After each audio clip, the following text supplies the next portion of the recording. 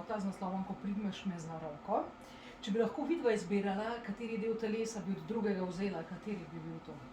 Madonna, jaz bi... Pazi, kaj še rekel. Jaz bi Rebekine možgane. Jaz sem to hotela reči! Pa ti povej argument, zakaj? Zato, ker si pameten človek, iznajdljiv.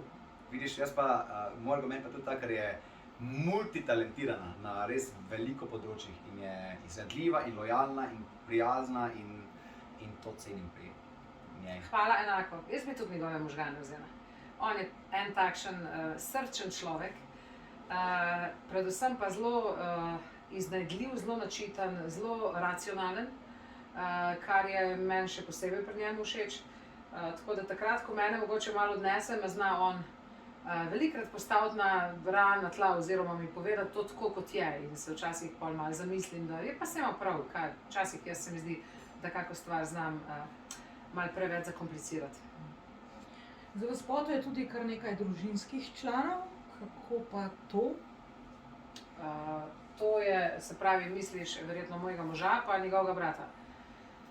V bistvu vedno pravimo, da v življenju najpomembnejše je nekako nabiranje skupnih spominčic in skupnih spominov.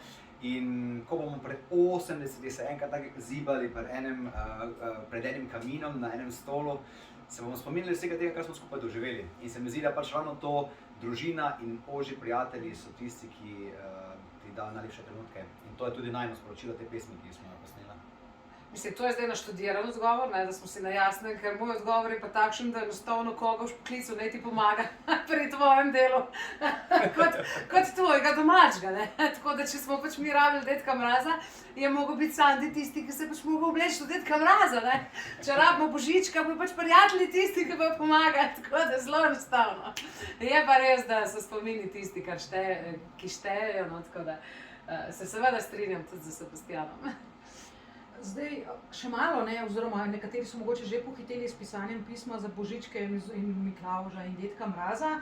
Kako sta videla s tem, sta že napisala svoje želje oziroma jih bosta, pa če že morda veste, kaj bosta letos jim vsem tem dobrim možem sporočila, kaj se želite, no?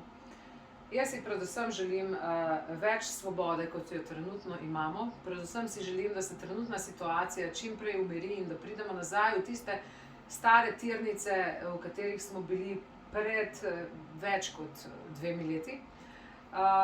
Želim si druženj, želim si stiskov rok, želim si objemov brez slabe vesti. To je tisto, kar si res želim. Brez tega, da bom razmišljala, a je prav, da sem človeka ubijala ali ne. Vse ostalo pa sem jaz načeloma čisto zadovoljna, predvsem, če ostanejo tej skupni trenutki, ki smo jih kot družina doživeli zdaj v teh covid težkih časih, če te trenutki ostanejo, pa jaz kar podpišem.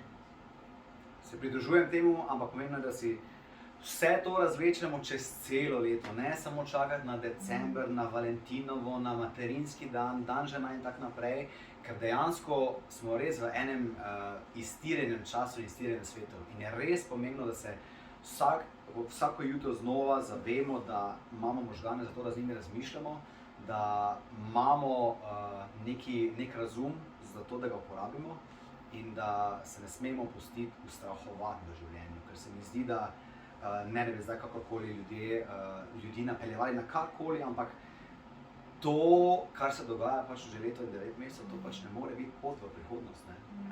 Tako da skozi to pesem in skozi razmišljanje, skozi besedilo, ki so ga naredila, ker besedilo dejansko govori, ko primeš me za roko, vse je bilo kot takrat, ne. In se res skozi pesem že spominjava vseh tistih časov in v upanju optimističnem zreva naprej, da se to nekako vrne, ne v novi realnosti, ampak kar v stari realnosti.